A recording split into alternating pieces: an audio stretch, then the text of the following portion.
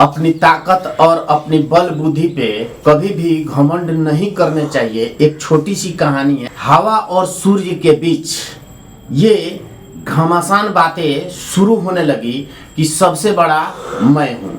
हवा एक तरफ अपने आप को बड़ा साबित करने में जुटा था, तो वहीं सूर्य उसके बातों को सुनते हुए नजरअंदाज करने लगा। हवा इस बात पे अड़ा रहा कि सबसे बड़ा मैं हूँ, तो दोनों में ये बातें परस्पर होने लगी और बात अधिक बढ़ने लगी। हवा कहने लगा कि चलो हम दोनों मिलकर के साबित कर देते हैं कि सबसे बड़ा कौन है। कुछ दूरी पे देखा कि एक राहगीर कोट पहने हुए आ रहा था। उसी वक्त हवा ने कहा कि सबसे बड़ा ये समय है साबित करने का कि अपने आप को कि सबसे बड़ा कौन है। जो दूर मुसाफिर आ रहा है उसके बदन पे जो कोट है, जो दोनों में उतार देगा उसके कोट को, वही सबसे बड़ा होगा।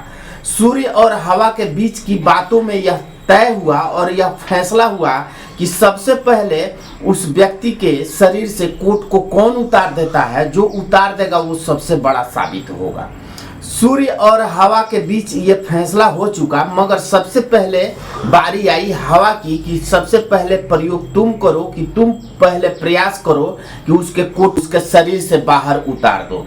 हवा ने अपना रुख बदला और बड़ा काफी तेज रफ्तार से चलने लगा, और जैसे जैसे हवा रफ्तार तेज होता गया वैसे वैसे वह राहगीर अपनी कोट को अपनी बदन से चिपकाए रहता था और आगे बढ़ रहा था। हवा भी अपने गुमान में एक के बाद एक पैतरे आजमाता रहा ताकि उसके बदन से उसके कोट को उतार दे हम, मगर बहुत काफी प्रयास करने के बाद भी वो उसके शरीर से कोट को नहीं उतार सका।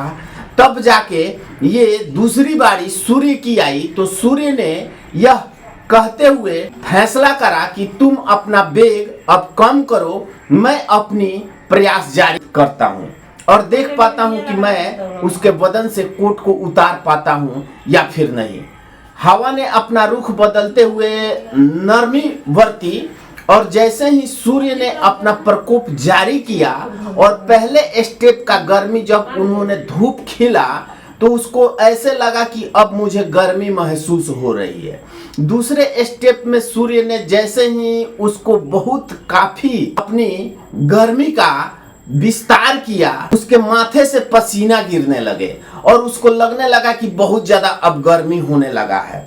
तीसरी बार की प्रयास में सूर्य ने बहुत काफी गर्मियों के साथ जब पूरे सूर्य रोशनी चारों तरफ जब फैला तो उस व्यक्ति के गर्मी से बेहाल होने लगा और स्वतः अपने आप वह राहगीर अपनी कोट को उतार करके अपने हाथों पे डाल लिया ताकि अब मुझे गर्मी बर्दाश्त नहीं हो रही है। ये देखने के बाद सूर्य तुरंत अपने आप को नरमी हालात में लाए और हवा और सूर्य के बीच हुई फैसले में यह साबित हुआ कि सबसे बड़ा सूर्य है।